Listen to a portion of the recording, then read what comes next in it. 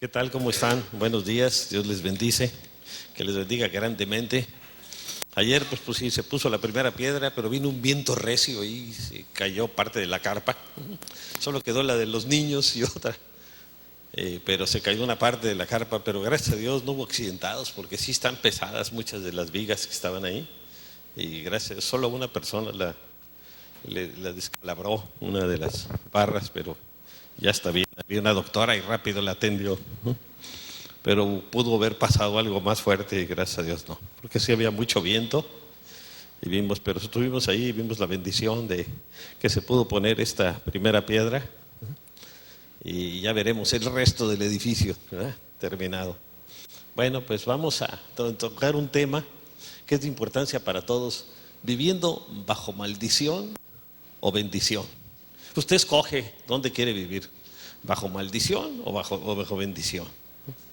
Es algo donde nosotros debemos de poner nuestro corazón y nuestra decisión. Pues vamos a orar, vamos a pedirle al Señor que Él, a través de su Espíritu, nos hable a nuestras vidas y a nuestros corazones. Padre, yo quiero poner delante de tu presencia a cada persona que ha venido en este día, porque quiere y necesita escuchar una palabra que venga de ti para tocar su vida, tocar su corazón, acercarlo más a ti, Señor. Todos necesitamos acercarnos más a ti, caminar más cerca de ti, Señor. Y queremos ver tu bendición sobre nuestras vidas y sobre nuestras familias, Señor. Y sabemos, Padre, que el lugar de bendición es el lugar de la obediencia a tu palabra, a tus mandatos, a tus lineamientos que nos das, Señor, en las Sagradas Escrituras.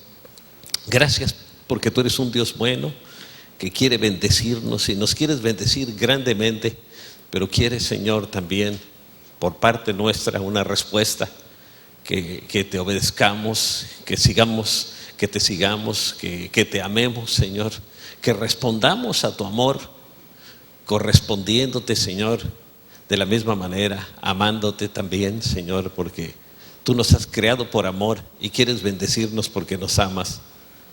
Pero lo menos que tú esperas es que también nosotros, tus criaturas, te amemos y reconozcamos a tu Hijo Jesús y seamos hijos tuyos. Gracias, Señor, por tu amor y bendiciones. Gracias, Señor. Amén. Amén.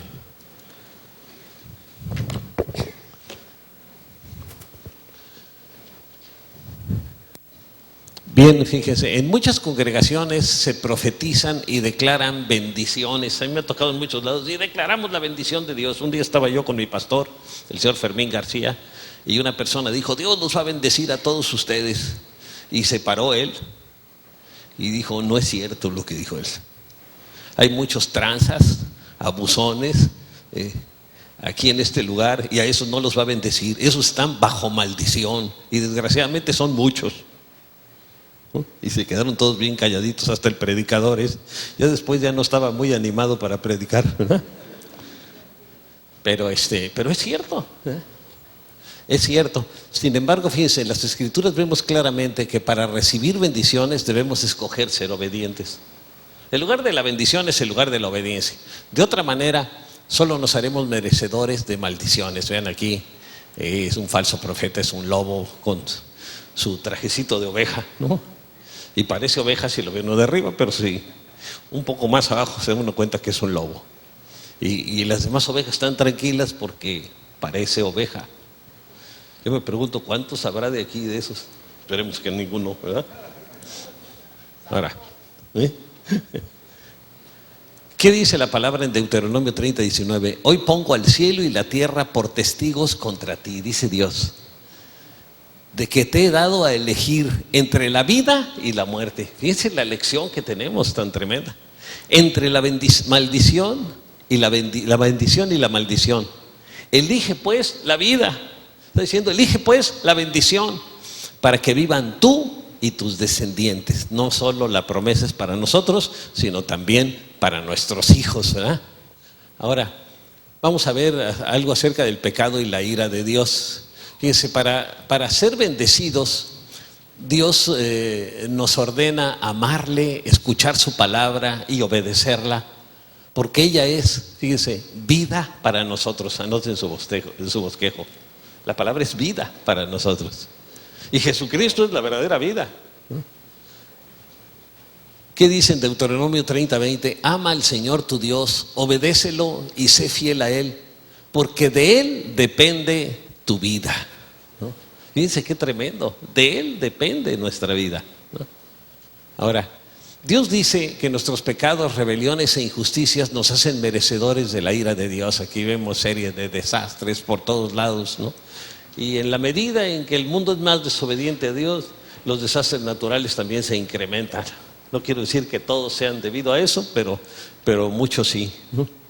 ¿Qué dice en Romanos 1:18? Ciertamente la ira de Dios viene revelándose desde el cielo contra toda impiedad e injusticia de los seres humanos, que con maldad obstruyen la verdad. Fíjense, el pueblo de Israel, mientras ellos seguían y servían a Dios con todo su corazón, venían bendiciones sobre sus vidas. Cuando no, desastres, guerras, problemas económicos muy graves, etcétera, etcétera, ¿no? Fíjense, debemos cuidarnos de no ser engañados por argumentos astutos que evitan mencionar la ira de Dios. Ahí está Joel Osteen, es un predicador de la prosperidad, ¿no? Pero nunca habla de la ira de Dios ni de nada. Dice en Efesios 5:6 que nadie los engañe con argumentaciones vanas, porque por esto viene el castigo de Dios sobre los que viven en la desobediencia. Así que el que vive en desobediencia, aunque le hablen de mucha prosperidad y de mucha cosa, no le va a ir bien. Le puede ir bien económicamente, pero le va a ir muy mal, le está yendo mal espiritualmente. Y en su familia también se va a ver el fruto, ¿no? Fíjense, planteémonos una pregunta para contestarla con sinceridad. Como nación, nosotros los mexicanos, ¿cómo estamos con Dios debido a nuestra obediencia o desobediencia a Él? Creo que todos en lo particular podemos tener una respuesta, ¿verdad? ¿Estamos bajo la bendición o bajo la ira de Dios? Después de siglos de un cristianismo histórico y religioso, ¿qué fruto se ve? Pues se ven las obras de la carne, ¿no? ¿Cuáles son las obras de la carne? Las obras de la naturaleza pecaminosa o carnal se conocen bien, son inmoralidad sexual. Y se ve por todos lados, nomás prenda la televisión. Impureza y libertinaje, idolatría y brujería. Somos uno de los países más idólatras de toda la tierra, fíjense. Así está catalogado nuestro país. Odio y discordia, celos, arrebatos de ira, rivalidades, disensiones, sectarismos y envidia, borracheras, no eso ni hablar, ¿verdad? Segundo lugar mundial de consumo de cerveza en la ciudad de Mexicali, ¿no? Orgías y otras cosas parecidas, o sea que todavía hay muchas cosas, ¿no? Les advierto ahora, como antes lo hice, dice el apóstol Pablo, que los que practican tales cosas no heredarán el reino de Dios. El que lo hace una vez se arrepiente, es diferente, pero el que lo practique, el que vive en eso, la Biblia dice claramente que no va a heredar el reino de Dios, ¿no? Aquí fumando y del humo sale la muerte, ¿no? ¿Qué estará fumando? Por otra parte, vamos a ver el fruto del Espíritu Santo. Dice en Gálatas 5:22 y 23. En cambio, el fruto del Espíritu es amor. Podemos decir que vivimos en una nación llena de amor de Dios. Es el amor ágape, alegría, paz, paciencia, amabilidad, bondad, fidelidad, ¿no? Es otra cosa que nos falta en nuestra nación. En los hogares, entonces puede catalogar, ¿hay eso en mi hogar? Si no hay eso en mi hogar, estoy en la carne, ¿no? Humildad y dominio propio. No hay ley que condene estas cosas. El que las practica y que se ven en su vida, pues ahí está demostrando que es de Dios, ¿no? El Señor Jesús dijo, por sus frutos los conoceréis, fíjense, no dice por los dones. Hay predicadores que pueden tener dones de sanidades muy grandes y con todo y Biblia se van a ir al infierno, porque los dones no son ninguna garantía, fíjense. Los dones se reciben en respuesta a la fe, pero una gente puede vivir en inmoralidad y tener dones. Pero el fruto del Espíritu, ese sí es un resultado de caminar con el Señor. Y eso es lo que tenemos que juzgar a una gente por sus frutos, no por los dones. Si aparte tiene dones, pues qué bueno, ¿verdad? Pero el fruto es lo importante para juzgar. Ahora, en base a lo que hemos visto hasta ahorita, ¿qué nos describe mejor? Para ayudarnos a contestar, analicemos la situación de Judá bajo el reinado de Ezequías. Para ese tiempo Israel ya se había dividido en dos naciones, Judá e Israel. Y vamos a ver la tribu de Judá. Por eso de ahí vienen los judíos de esa tribu nada más, no de todas las 12 tribus, sino de la tribu de Judá. Con el rey Ezequías, fíjense, él heredó un reino que parecía destinado al fracaso, porque Acaz, su padre, y el pueblo se habían vuelto contra Dios desobedeciéndole. En consecuencia, el orgullo nacional estaba por el suelo. Todo parecido con nuestro país, es pura coincidencia, ¿no? Habían sufrido muchas derrotas. Muchos jóvenes habían sido deportados como esclavos. Fíjense cuántos tenemos nosotros aquí en el otro lado trabajando, ¿no? Que podían estar aquí. Bueno, a lo mejor si es una estrategia para recuperar los estados que nos quitaron los americanos, pues estaría bien, ¿no? Ya cuando haya 100 millones de mexicanos allá, pues entonces ya los... La tesorería estaba vacía, se habían gastado todo, así como nuestro municipio que no quedó nada, ¿verdad? Bueno, eso dice los medios de comunicación. Así que andaban todos así la gente, de un lugar para otro. Dice en 2 de Crónicas 28, 19 y 21. Así fue como el Señor humilló a Judá, fíjense, por todos sus pecados, por culpa de Acaz, su rey, quien permitió el desenfreno en Judá y se rebeló totalmente contra el Señor. Entonces Acaz le entregó al rey de Asiria todo lo que había de valor en el templo del Señor, porque los asirios los atacaron. Entonces, para refrenarlos, les entregó todos los tesoros que había ahí en el templo, en el palacio real también, y en las casas de sus oficiales. Ya ven que los oficiales de gobierno pues tienen su billetito, ¿no? Bueno, aquí no, pero en otros países sí pasa, ¿no? Pero eso de nada le sirvió, el otro quería todo, ¿no? Ahora, Ezequías reconoció, fíjense, que la causa de todos sus males era su rebelión contra Dios. Y por ello había venido la ira de Dios a su país. Él reconoció la verdadera causa. No anduvo buscando otras cosas. Él no atribuyó sus desgracias a una mala política, o a la falta de armas o soldados, ni tampoco a la falta de dinero. ¿Cómo le hacen ahora los gobiernos? Dice, él pudo reconocer, fíjense, la causa real. Anote ahí en su bosquejo. Es que hay una causa real atrás de toda desgracia y problema. Que sus padres habían abandonado a Dios y que estaban cosechando lo sembrado. O sea, la bendición de Dios se había retirado. Dios no necesita mandarle un problema, nada más con que su bendición no esté sobre ustedes, con que Él quite su mano de ustedes y de su familia, el enemigo entra con todas sus fuerzas y hace las destrucciones que quiere. Y cuando nosotros no estamos obedeciendo a Dios, le damos una puerta abierta al enemigo. Ahora dice en 2 de Crónicas 29, 6 al 8, es un hecho que nuestros antepasados se rebelaron e hicieron lo que ofende al Señor nuestro Dios, dice, y que lo abandonaron. Es también un hecho que le dieron la espalda al Señor y que despreciaron el lugar donde Él habita, el templo, ¿no? Y no tenían ninguna atención para el templo. Dice, por eso la ira del Señor cayó sobre Judá y Jerusalén y los convirtió en objeto de horror, de desolación y de burla. Los demás se reían, no que dicen que les va tan bien, no que tienen la bendición de Dios, miren nomás cómo están. Tal como ustedes pueden verlo ahora con sus propios ojos. Aquí Sennacherib atacando las ciudades de Jerusalén, la sitió, la derribó, la conquistó, etcétera, etcétera, ¿no? Ahora, ¿qué hizo Ezequías? Pues le echó la culpa a los demás, ¿no? Fíjense, se propuso buscar a Dios. Él dice, si nuestro problema es que hemos dejado a Dios, pues vamos a buscar a Dios, ¿no?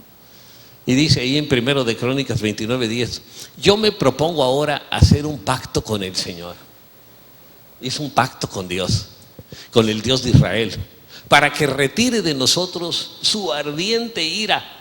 Nada más ira, sino la ardiente ira de Dios, ¿no? Entonces se puso a buscar al Señor con un verdadero compromiso. Y fíjense, esta fue la conclusión de Ezequías. Ahora,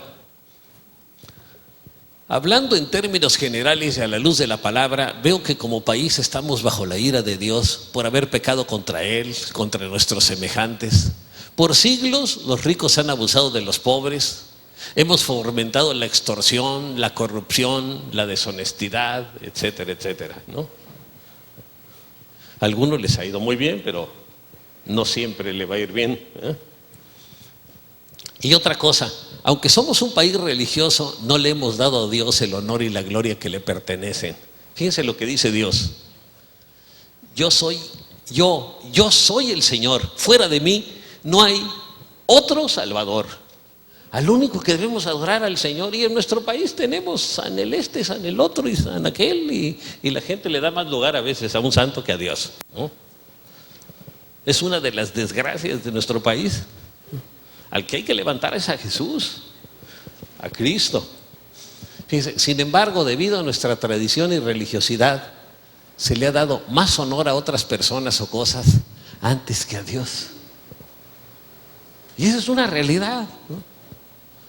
Y vean lo que dice Isaías 43:10: ustedes son mis testigos, afirma el Señor, son mis siervos escogidos, para que me conozcan y crean en mí y entiendan que yo soy.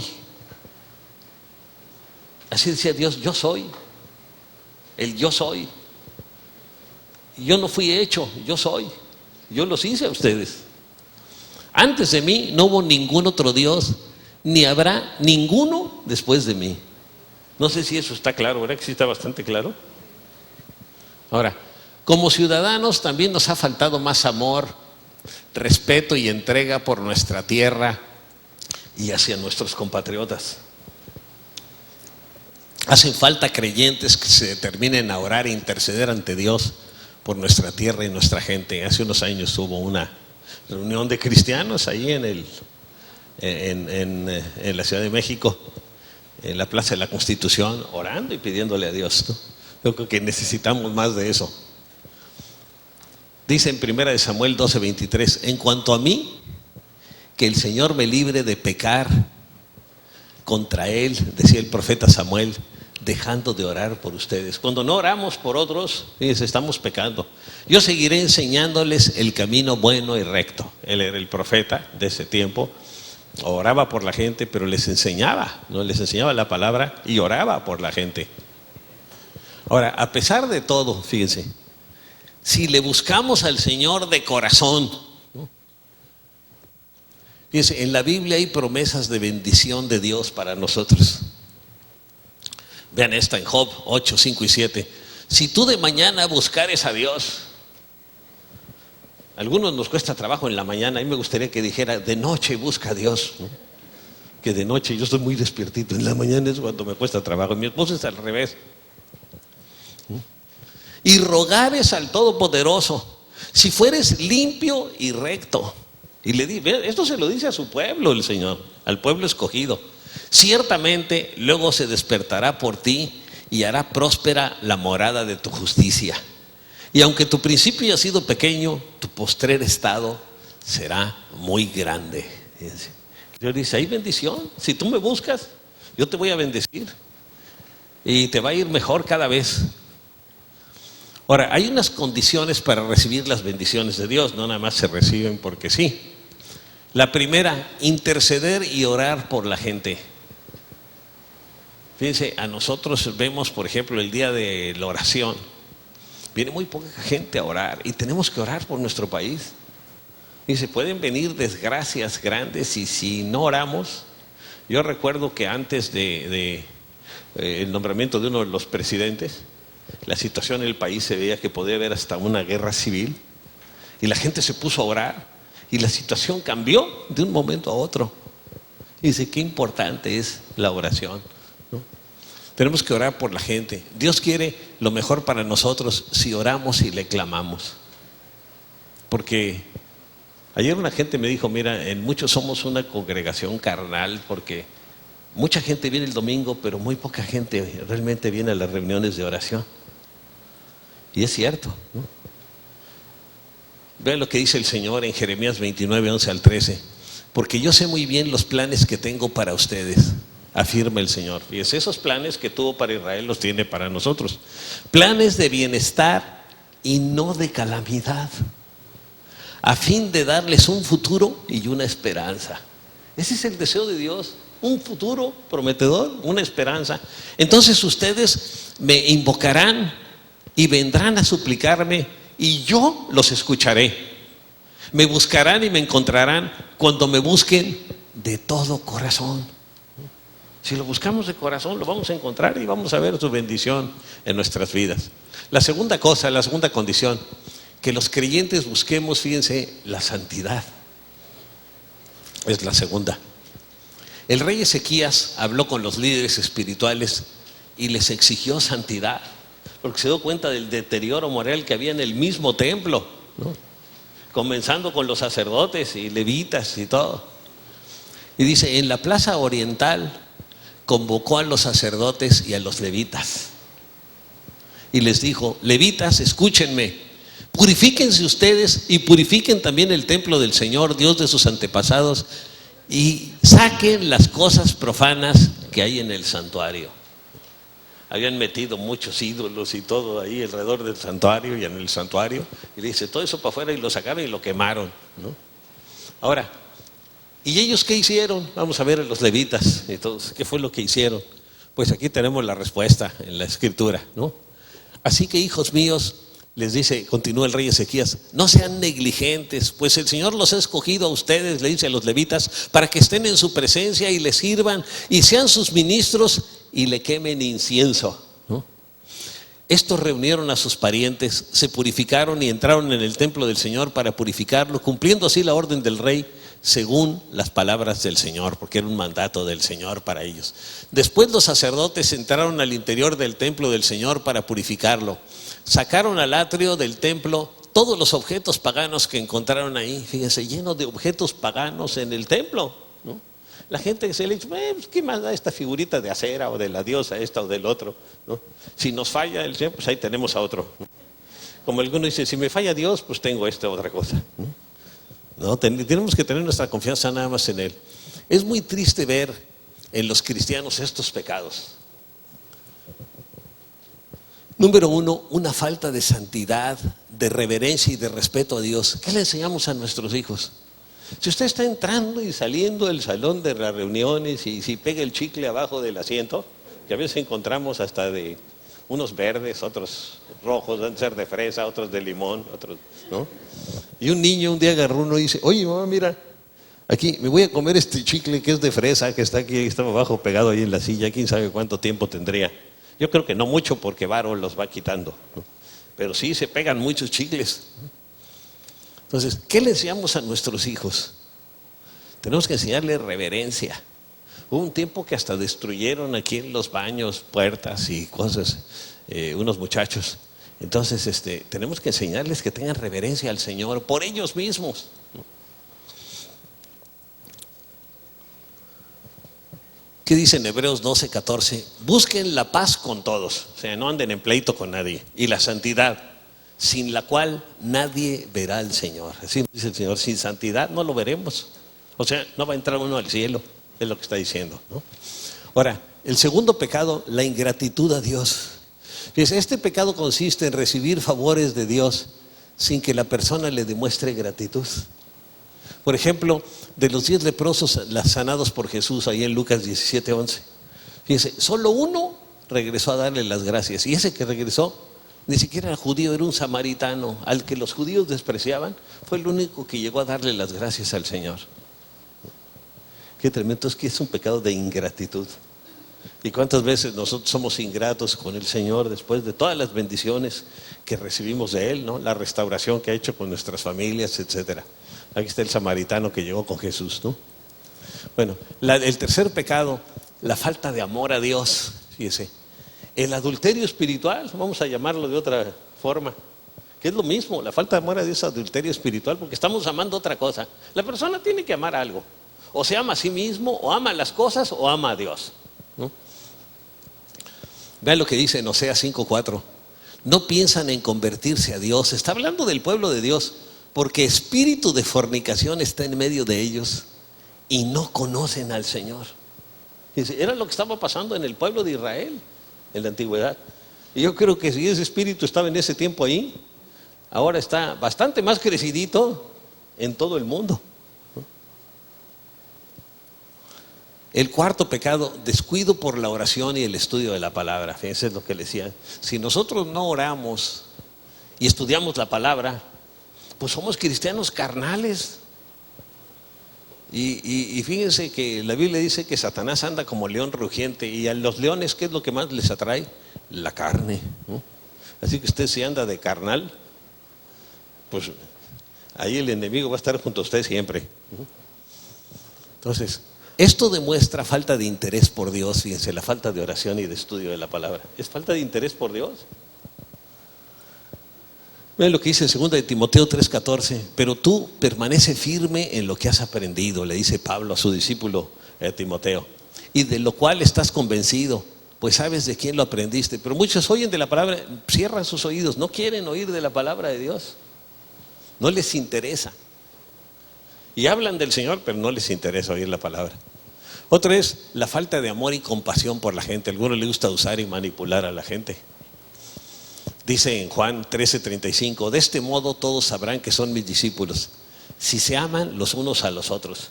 O sea, la marca registrada de un cristiano es el amor.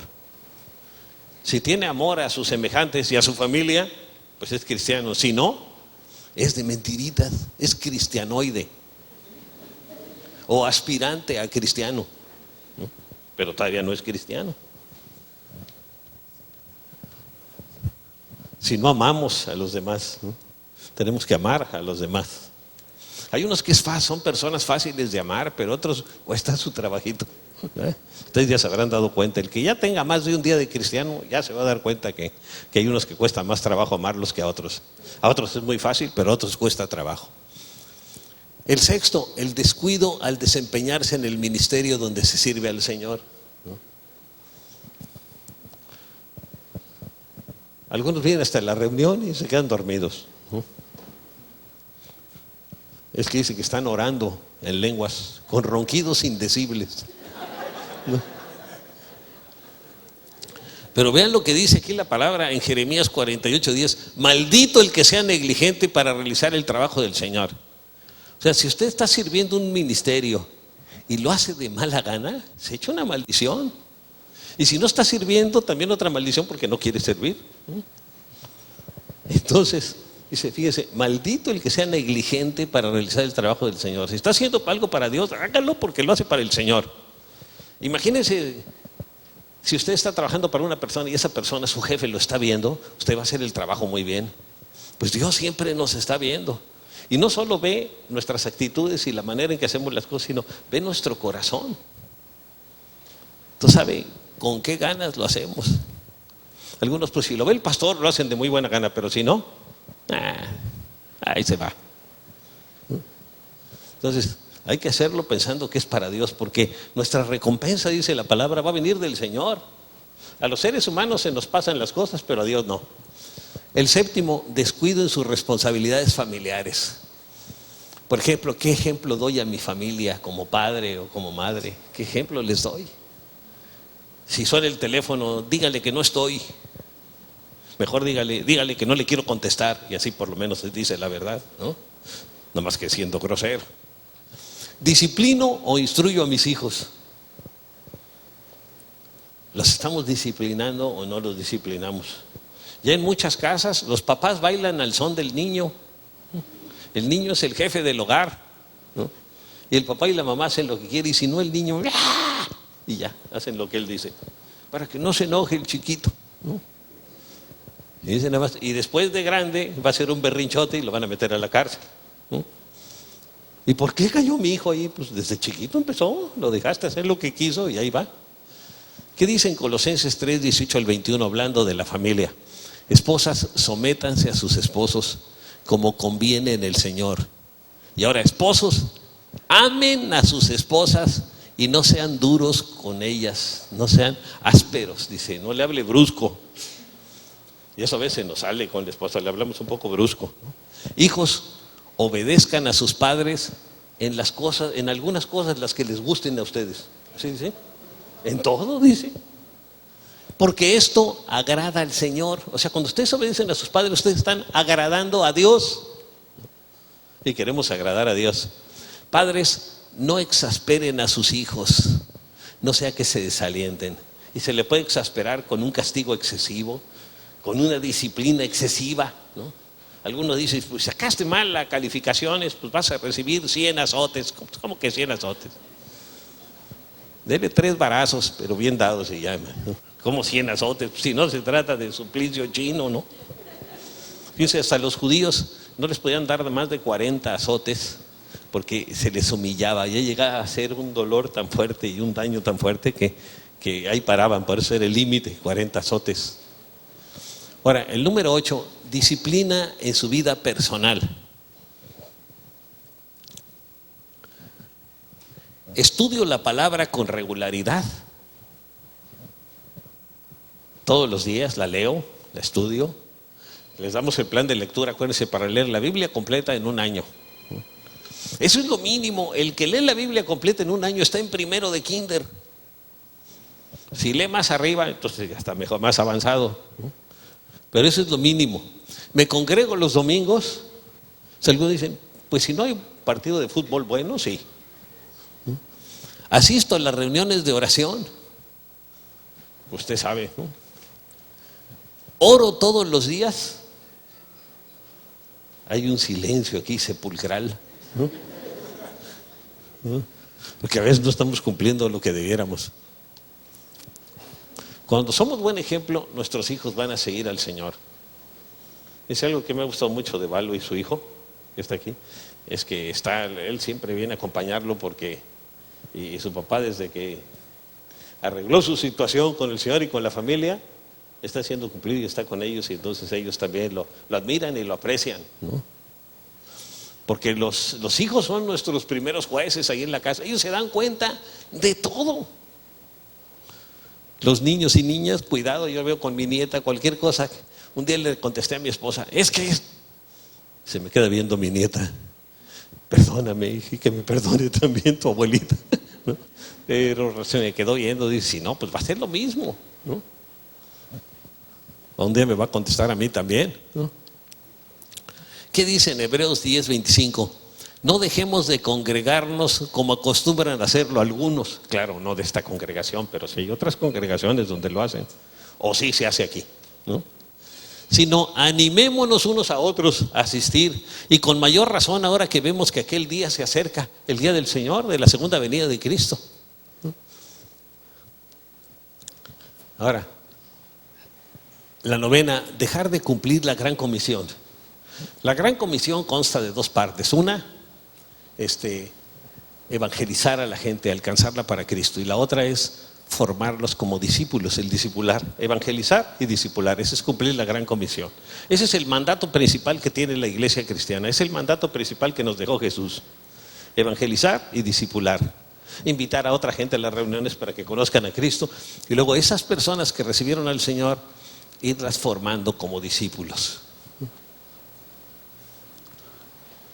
Dice en Santiago 5:20, recuerden que quien hace volver a un pecador de su extravío, lo salvará de la muerte y cubrirá muchísimos pecados. Qué tremendo. Por eso la Biblia lo dice, en otro de los salmos dice, el que gana almas es sabio. La tercera característica para tener una bendición de Dios es buscar a Dios de todo corazón. Dice en 2 de Crónicas 30:18, el Señor que es bueno sea propicio a todo aquel que ha preparado su corazón para buscar a Dios. Fíjense, nosotros tenemos que preparar nuestro corazón. Nuestro corazón de por sí no busca a Dios, le gusta la pachanga. Al corazón de todos nos gusta la carne, la carnalidad, hacer las cosas a nuestra manera, lo que nos da la gana. Entonces, ¿qué tenemos que hacer? Preparar nuestro corazón. Y una manera de preparar nuestro corazón es leyendo la palabra, obedeciéndola, pasando tiempo en oración, ¿verdad? Y entonces vamos preparando nuestro corazón para buscar a Dios. Tenemos que prepararlo. Usted no empieza a buscar a Dios en un momento, en un instante. Tiene que preparar su corazón. Porque nuestro corazón no está preparado. Nuestro corazón está lleno de contaminación de las cosas mundanas. Por eso tenemos que prepararlo para buscarlo a Él. Si queremos dejar de ser carnales, pues tenemos que empezar a sembrar en lo espiritual, ¿no? Ezequías buscó a Dios de todo corazón, fíjese. Y fue bendecido por Dios. Todo lo que emprendió para el servicio del templo de Dios, lo hizo de todo corazón, fíjense. De acuerdo con la ley, con lo que venía en la palabra y con el mandamiento de buscar a Dios, y tuvo éxito. Dice, él empezó a buscar a Dios, lo hizo de corazón y fue bendecido. La cuarta característica, una vida de alabanza y adoración. Así que tenemos que llegar temprano a la reunión para pasar tiempo en alabanza y adoración. Acuérdense que lo más importante de la reunión no es la predicación. Lo más importante de la reunión es que alabemos y adoremos a Dios. Eso es lo más importante. Y eso es lo que prepara nuestro corazón para poder recibir la palabra, ¿no? Así que una vida de alabanza y de adoración. Dice la Escritura, entonces Ezequías ordenó que se ofreciera el holocausto sobre el altar.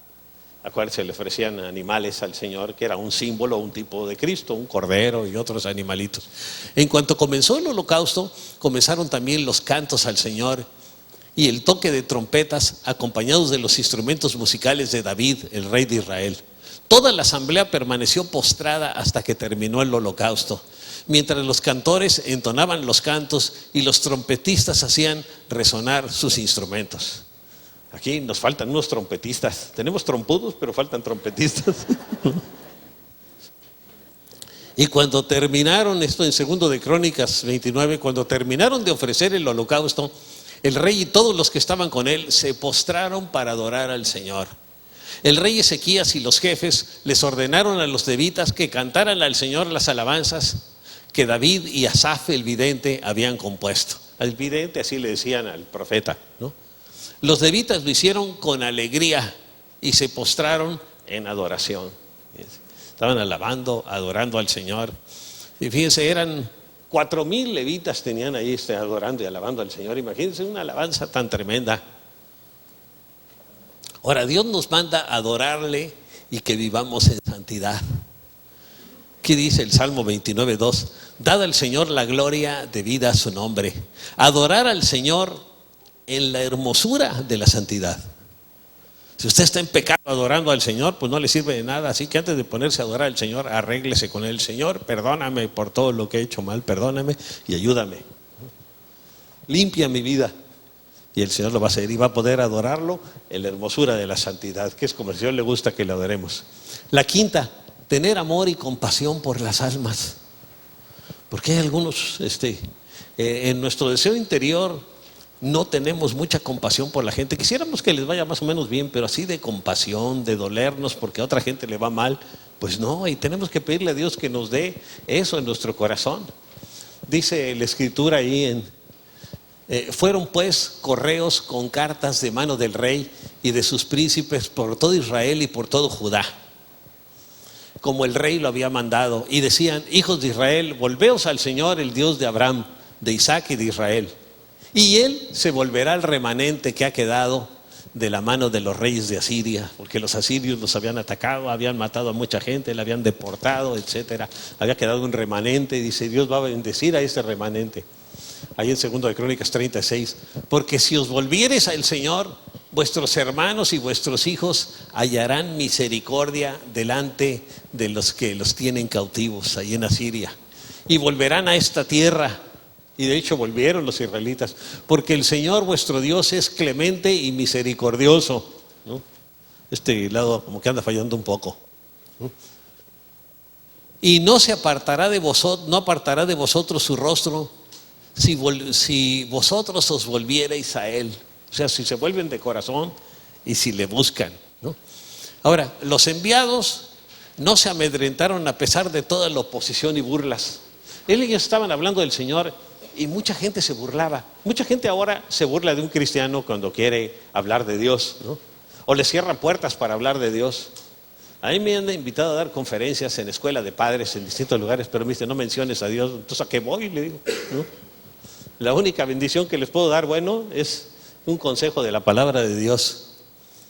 Pues un día estuve en un lugar así, no me dejaron, y finalmente algo que me abrió la puerta.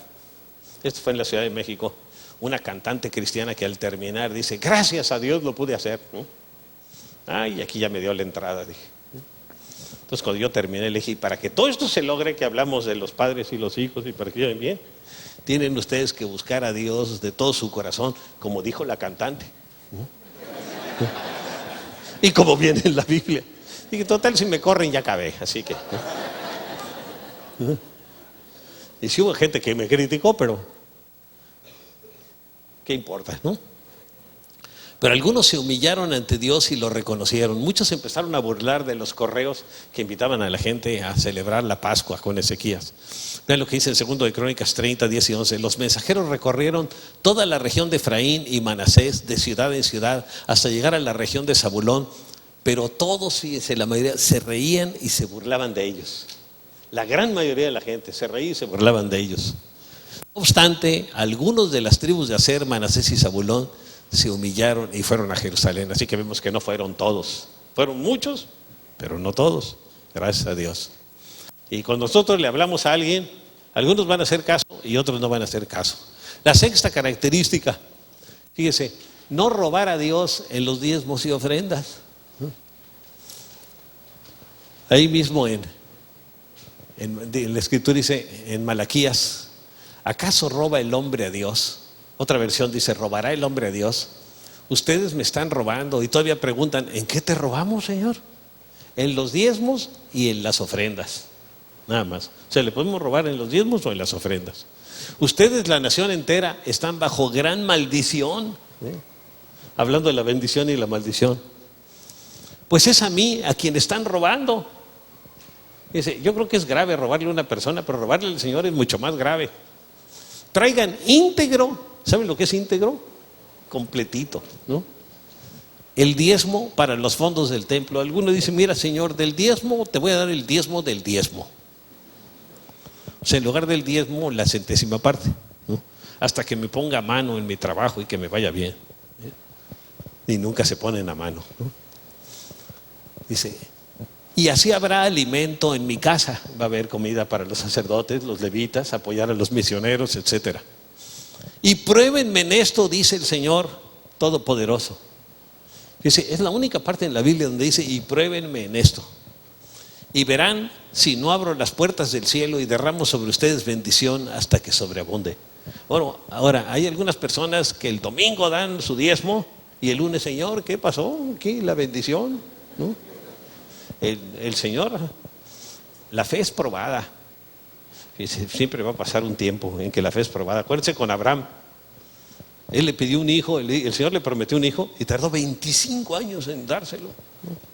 Y fue probada la fe. Este es uno de los casos extremos, ¿verdad? Pero la fe es probada. Ahí se va a ver si lo hace de corazón o lo hace como inversión, porque algunos son inversionistas. Yo le voy a dar mi diezmo al Señor para que me bendiga grandemente, pero lo que me interesa es tener intereses mayores y bendiciones. No lo hacen por amor a Dios. Ahora, el rey Ezequías mandó al pueblo ofrendar a Dios. Fíjese, dice en 2 de Crónicas 29, 31. Y respondiendo Ezequías dijo, vosotros os habéis consagrado ahora al Señor. Acercaos pues y presentad sacrificios y alabanzas en la casa del Señor. Y la multitud presentó sacrificios y alabanza, y todos los generosos de corazón trajeron holocaustos y ofrendas. Todos los generosos de corazón. Ahí sí que ahí se ve si somos generosos o no somos generosos de corazón. Con Ezequías los israelitas no estaban en condiciones de dar mucho. Acuérdense que las finanzas andaban muy mal de todo el país debido a los problemas económicos que tenían. Nosotros, los que vivimos bajo la gracia del Nuevo Testamento, tenemos que aprender mucho de aquellos que vivieron bajo la ley de Moisés. Fíjense, al dar.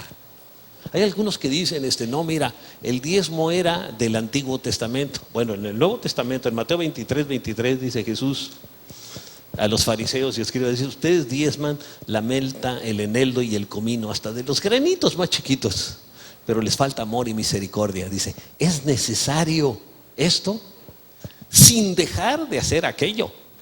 O sea, ahí está avalando el Señor eso, ¿no? Dice, está el rey Ezequías, y cuando nosotros damos y bendecimos, Dios nos va a dar y seguir bendiciendo.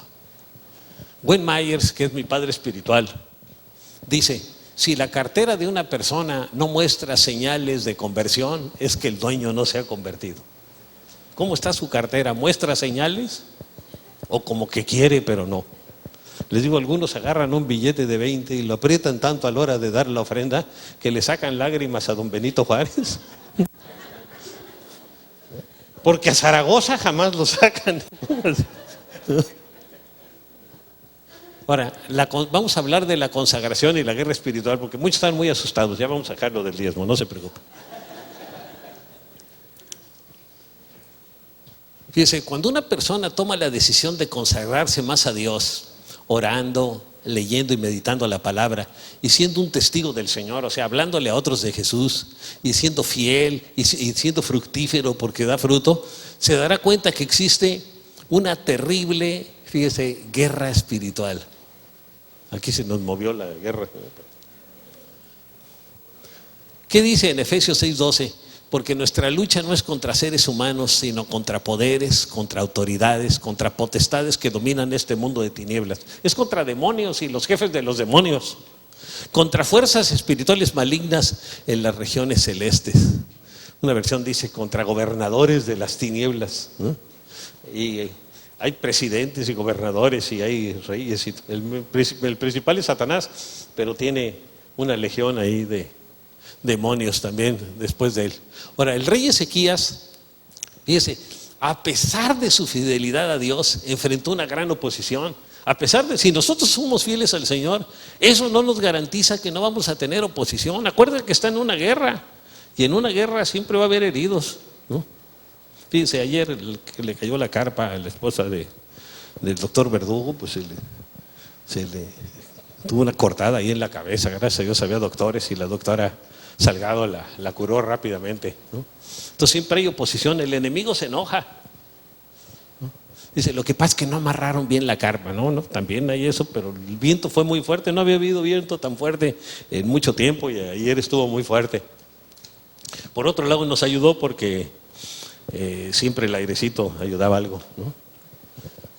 Entonces el rey Ezequías enfrentó una gran oposición. Fíjense, en el momento que él hizo todo lo que Dios le había pedido, llega Sennacherib y lo ataca, ¿no? Dice, después de semejante muestras de fidelidad por parte de Ezequías, Sennacherib, el rey de Asiria, marchó contra Judá y sitió las ciudades fortificadas, dispuesto a conquistarlas. Les voy a decir, ¿por qué me pasa esto si estoy buscando a Dios de todo mi corazón?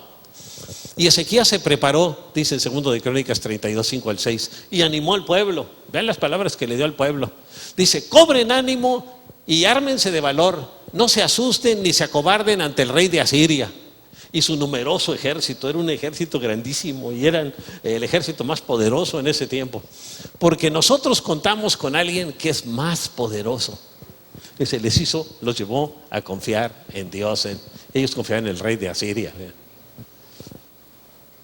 Él se apoya en la fuerza humana, en soldados, en ejércitos, en caballos, en carros de combate, mientras que nosotros contamos con el Señor nuestro Dios, quien nos brinda su ayuda y pelea nuestras batallas.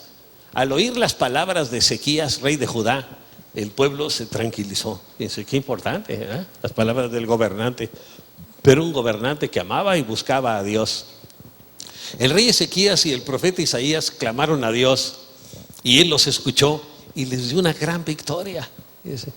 Y la victoria, fíjense, tenemos que orar porque comienza en los cielos. Cuando vemos un conflicto aquí en la tierra, hay un conflicto espiritual también en los cielos. Y por eso a través de la oración, cuando es derrotado Satanás y sus demonios, vamos a ver una victoria también en lo natural, cuando empezamos a orar en lo espiritual. Dice, por ese motivo, el rey Ezequías y el profeta Isaías, hijo de Amós, clamaron al cielo en oración. Entonces el Señor envió un ángel para que exterminara a todos los soldados y a los jefes y a los capitanes del campamento del rey de Asiria. Y este tuvo que volver avergonzado a su país. Al entrar en el templo de su Dios, sus propios hijos lo asesinaron.